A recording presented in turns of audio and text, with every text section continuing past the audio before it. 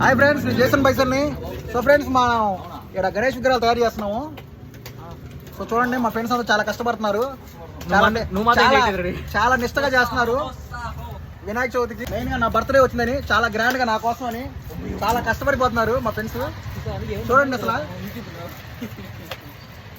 వీళ్ళే real friends అంటే. So నేను మీకు చూపిస్తున్నాను, మేము వాళ్ళకి ఎట్లా చేస్తున్నాం మా ఫ్రెండ్స్ గణేష్ విగ్రహాలు స్టెప్ బై స్టెప్ చూపిస్తున్నాను. చూడండి ఫ్రెండ్స్, ఇదిగోండి ఇదే వీడియో గణేష్ బొమ్మ. సో మేము తయారు చేసాము ఈ మట్టుతోనే. సో వరుణేమో తొక్కుతున్నాడు, ఇంకా మా ఫ్రెండ్స్ అందరూ చేస్తున్నారు మడి బొమ్మలు. చదివండి, ఇప్పటికే 2 బొమ్మలు తయారు చేసాము, 4. సో ఇప్పుడు టైం వచ్చేసరికి 1:30 అవుతుంది.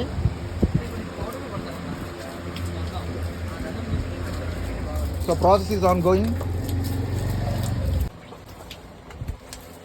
సో ముందు మట్టి కింద వేయాలి, దాంట్లో నీళ్ళు కలపాలి, తర్వాత తొక్కాలి నీట్గా.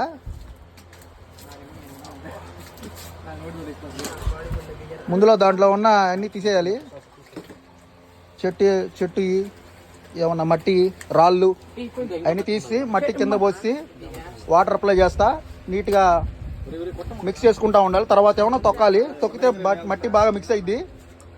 సో దాని తర్వాత వాటర్ కలుపుకుంటూ ఉండాలి.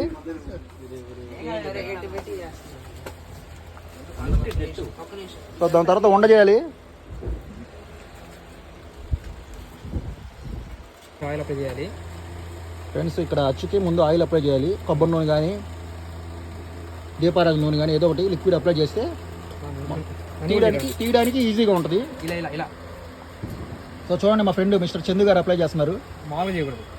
సో చూడండి, ఒక్కొక్క ఫ్రెండ్ ఒక్కొక్క ఐటమ్ చేస్తున్నారు, ఒక పని చేస్తున్నారు, మంచి పని. సో చూడండి, అప్లై చేయాలి నీట్గా. అప్లై చేస్తే బొమ్మ క్లారిటీగా వస్తుంది. సో అన్ని మూలలు అప్లై చేయాలి, కార్నర్స్ అన్ని నీట్గా.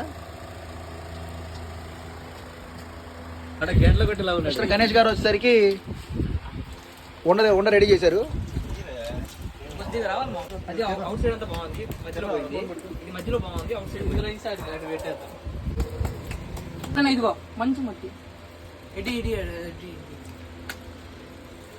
సో సైడ్లన్నీ చేస్తున్నాడు నీట్గా.